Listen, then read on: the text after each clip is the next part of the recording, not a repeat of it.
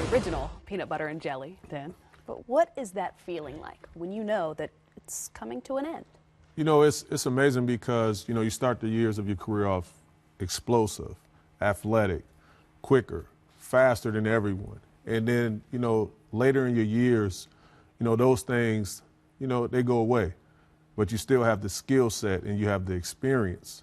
But, you know, you have to find a way to connect to the game in a different way. You know, and I remember going to the basket one time, and I had a visual memory of, you know, going to the paint, and I was just like, oh, yeah, I'm about to dunk on this young fella. He's tripping. And, you know, he goes up 12 o'clock. I don't see the rim no more. And in my head, I said, I'm about to go up to, you know, a little higher to the 12th story and just, you know, finish over him. But, you know, your body just wouldn't let you do it no more. And that's like, you know what? The recovery, the turnaround time, you know, all the effort and bouncing back, it wasn't there no more. Eventually, and you had to have a real conversation with yourself that, you know, it's time. The tough juices stop flowing? The tough juice stop. I mean, it flows internally, but I can't distribute it no more. You know what I mean? The tough it's juice more of an stop flowing. Yeah.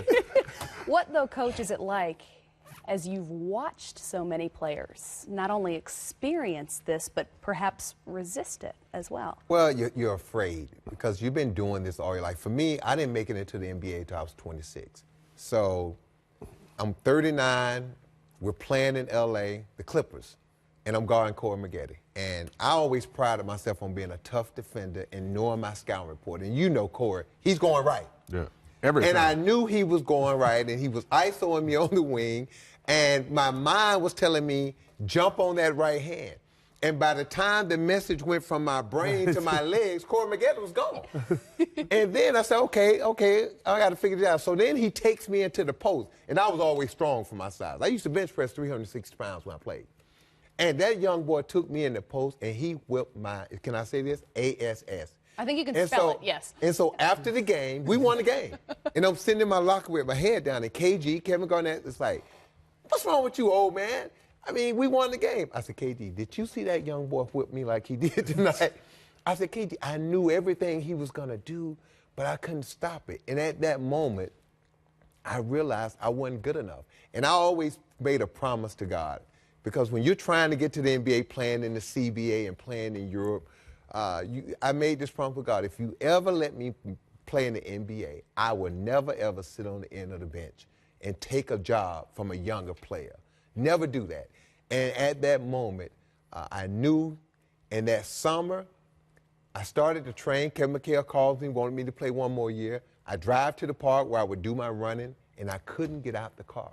And I just sat there and I cried, because I knew then something I had been doing all my life, going to the gym, going to work out, going to the track, I didn't want to do it anymore. And my body was just tired, and more importantly, my mind was tired. I could always convince once I got my mind right, my body would follow. My mind was right, but my body was like, it's not happening. I sat in the car and cried, and I knew then, and I called Mac and said, Mac, I just don't have it in me. I love the game. I just don't have it in me because I'm not good enough anymore. I can't guard a guy when I know he's going right. I still can't stop him. So. And I kept my promise because I just didn't want to take up a spot and just be a guy in the locker room. I wanted to contribute. And I always said the day that I couldn't contribute to the team on the court, then that was going to be the day that I let it go. Yeah, I mean, when you fall in love with the game of basketball and you truly love it, you know, you have that equity in it, that sweat equity in it, it's so tough to say goodbye to something like that you actually love. And that, you know, it's been a blessing. For me personally, like, it took me off the streets. You know, it made me fortunate enough to provide for, you know, my family and everything. It took me all around the world to see amazing things. And, you know, to finally say goodbye to that, it was just like, yep, I always used to say, I never love anything that can't love me back. Well, basketball loved me. It got me an education. It gave me a good life, to provide for my family, provided for me. And so I didn't want to disrespect the game by just trying to hang on. But look at you guys now. You're sitting here with me on a Saturday night. Well, we're still on the bus. You figure out how to stay on that bus.